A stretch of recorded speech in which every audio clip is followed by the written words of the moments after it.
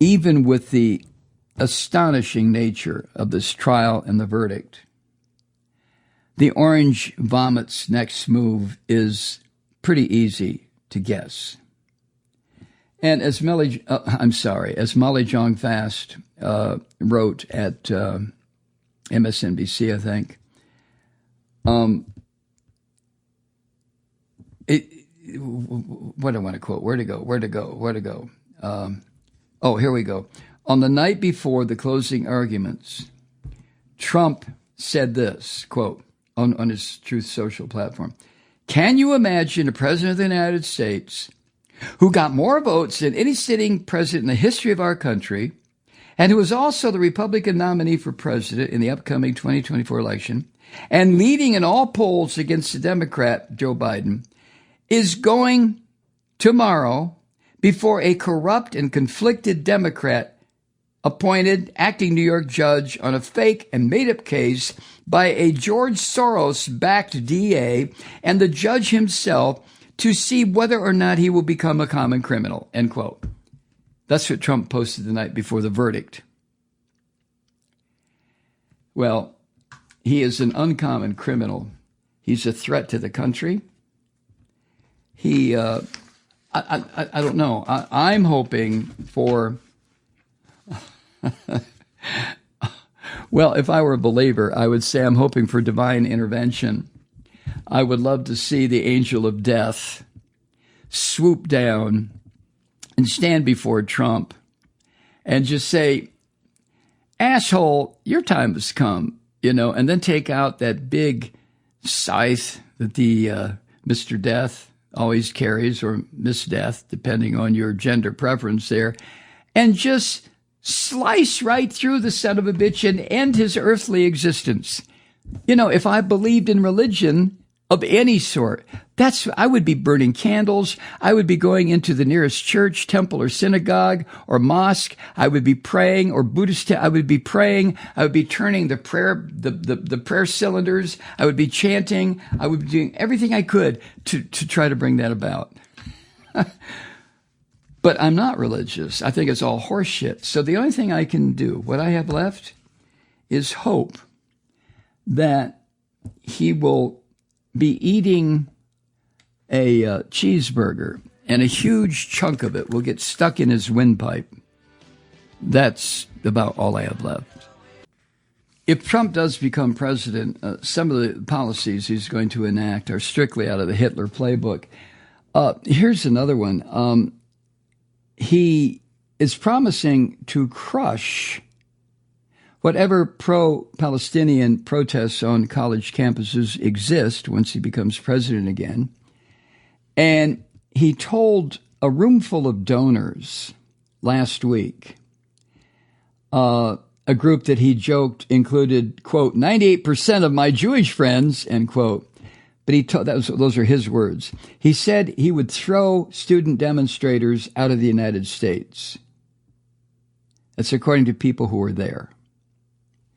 This is what the Orange Nazis said on May 14th, according to donors who were there. Quote, one thing I do is any student that protests, I throw them out of the country. There are a lot of foreign students. As soon as they hear that, they're going to behave. End quote. When one of the donors, according to what I have here, complained that many of the students and professors protesting on campuses could one day hold positions of power in this country, Trump called the people demonstrating to end the killing in Gaza, he called them part of a, quote, radical revolution that he vowed to defeat, end quote. This is also what he said, according to the donors. Quote, well, if you get me elected, and you should really be doing this, if you get me elected, we're going to set that movement back 25 or 30 years, end quote. Now, he has done the usual Trump dance, the Trump shuffle, publicly about whether Israel should continue its war in Gaza. And at one time, he said that Israel should get it over with, get back to peace and stop killing people, end quote, as if Trump gives a fuck about that. But major Republican donors, the ones I talked about during the podcast today, these hedge fund billionaires among them, they have lobbied him in recent months to take a stronger stance where it concerns backing Israel and Benjamin Netanyahu. And according to the Post, this private New York meeting that a few people are reporting what happened in there offers new insight into what this orange filth is now thinking. He was speaking to wealthy donors behind closed doors, which is where you always speak to wealthy donors. Trump said that he supports Israel's right to continue killing people in Gaza, and he boasted of his White House policies when he was president toward Israel. Now, Trump didn't mention Netanyahu because Trump doesn't like Netanyahu, because Netanyahu acknowledged Joe Biden's victory in 2020, and Trump and Netanyahu haven't spoken to each other in years. But he's offered what he calls policy specifics about how he would treat Israel in the second term. He doesn't believe in an independent Palestinian state. That came up in a recent Time magazine interview. And the Trump campaign did not respond to the Post, who submitted detailed questions about his policies, what he's going to do, especially where it concerns the Middle East. In the campaign, Trump's campaign national press secretary, this crazy Caroline Leavitt, wrote in an email back to the Post, quote, "When President Trump is back in the Oval Office, Israel will once again be protected. Iran will go back to being broke. Terrorists will be hunted down, and the bloodshed will end," end quote. Right. Well, you know, Trump has repeatedly claimed that the October 7th attack on Israel by Hamas would never have happened had he been president. It's just, he took a different tone in the meeting with donors recently, the ones he called 98% of his Jewish friends. Instead of saying it was time to wrap up the war, he said he supported Israel's right to continue the bloodshed in Gaza. This is Trump. Trump is very transactional, as we've been told over and over again. If he thinks he can get money out of what he considers to be 80% of his Jewish friends, then he will say any fucking thing he thinks they want to say, up to and that they want to hear, up to and including he would support a policy of continuing to murder more thousands upon thousands of children and women in Gaza. This is Trump. This is the hedge fund billionaires. This is the ugly streak of fascism in this country that has infected everything. Trump added, quote, "But I'm one of the only people that says that now," you know, Israel's right to continue killing. "And a lot of people don't even know what October 7th is." Oh, my God. Oh, my God. He repeatedly in this meeting, he listed for the donors everything he says that he had done for Israel when he was the president. He moved the U.S. Embassy from Jerusalem, or to Jerusalem. He bucked decades of U.S. policy. He recognized Israel's control of the Golan Heights, which Israel seized from Syria back during the 1967 war. He also asked the people in the room if they liked David Friedman.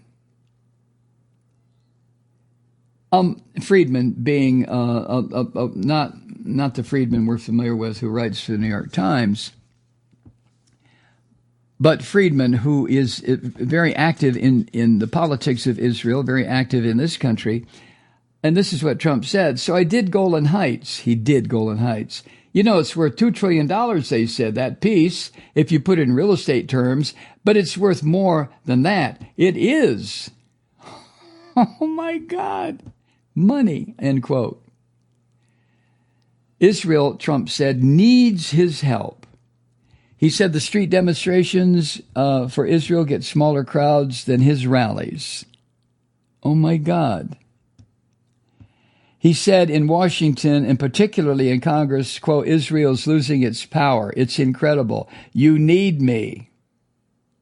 That's when he said, quote, but how can a Jewish person vote for a Democrat, and Biden in particular? But forget Biden. They always let you down, end quote. Talking about Democrats. Jesus Christ. All right, folks, I'm going to have to break it off there. I have had so much, enough of this orange son of a bitch. I will see you over the weekend, though, with my Patreon podcast and the weekend podcast for subscribers. So stay safe, okay? I'll see you later. I'm Mike Malloy. Hi, Truth Seekers. Mike Malloy here. You know, the Progressive Voices Network brings you commercial-free commentary from today's leading progressive radio hosts and pundits, like me, Mike Malloy, 24 hours a day. I'm not your typical old guy from the 80s or the 90s talk radio host, and Progressive Voices is not your typical talk radio network. It's a listener-supported nonprofit with no corporate control whatsoever over our broadcast. So hosts like me, Mike Malloy, are free to rant and scream and carry on about whatever we like. We're often controversial, but we're never boring. Weeknights, 9 p.m. in the East, 6 p.m. in the West on the Progressive Voices Network. Always progressive, always on. I'm Mike Malloy. Keep it lit.